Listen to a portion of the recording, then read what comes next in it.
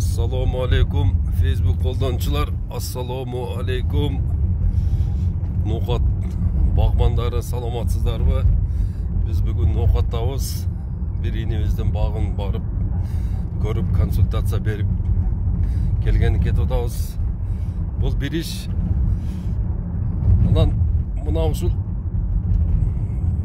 Ош Қызылқия жолы қачан оңолот деген суроо мен өзі ушул жака каттаганыман бери 20 жыл болуп калды да. 20 жылдын ичинде ушул жерде не деген тойлор болду, ушул Ноқат Қызылқия өрөөнүндө не деген шайлоолор болду, туурабы? Мына кечеги эле шайлоону алып көрөлү. Ушул жерден Ноқат менен ушул Қызылқиядан чыккан кандидаттар $500,000, $1 миллион жумшашты да, ошол шайлоого.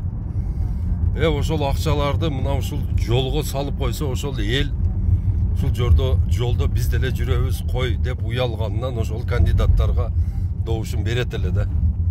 Мына азыр карап көрсөңүздөр, мына кичинекей айылда ынтымак болуп, ошол айылдын кишилери эмне өздөрүнүн жолдорун оңдоп алып атат. Эми государство төлөп берет деп эле ушинтип эле мына караңыздарчы. Бул деген бул жака инвестиция эмес, бул жака даже мына bir zaril işin bolbosa zardali da ne var degende mına karagıla. Azır tiydi mına. Mına karаңыздар. Qanday jol şunçalık garmoşka bolup buzulup ketken, bir çukurdan kalsan ikinci çukurga çösün. Mına tuğanlarım azır elde var, Kudaga şükür jok emes. Mına uşul oylanış gerek. Şайлоого эле акча кетире бербестен мына ушундай işlerge daha jumшагыла туғандар. Шайлоо бұл bir күндүк мероприятие өтүп кетет. Жол болсо бұл кылымдап кызмат кыла турган нерсе экен. Мына караңыздарчы, кандай жаман болуп кеткен жолдор. Мына ушул жолдорду карап кое турган ушул аймактын, ушул чөлкөмдүн, ушул райондун, областтын ушул тың чыкмалары ушуга көңүл бөлүш керек. Туурабы? Азыр инвестор келе турган болсо, ушул жол менен Баткенге апарышка туру келет. Башка жол жок.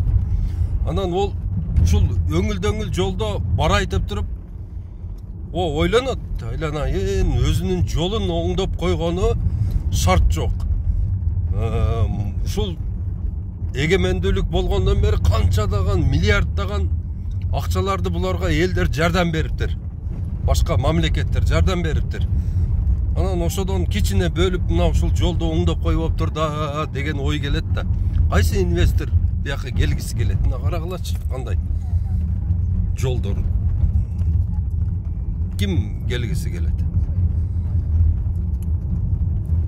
Мына кийинки дагы эртеге шайлоо, одон кийин парламенттик шайлоо, дагы шайлоо, 500 миллион сом, 1 миллиард сом бұл мамлекеттен кетіп атат.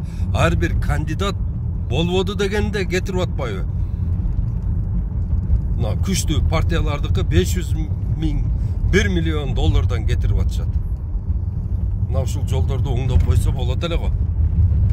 Ошол акчаларга. Мына шайлоочулар дагы айтыш керек да, сен башка нерсе кылбайлы кой, мына жолду оңдо.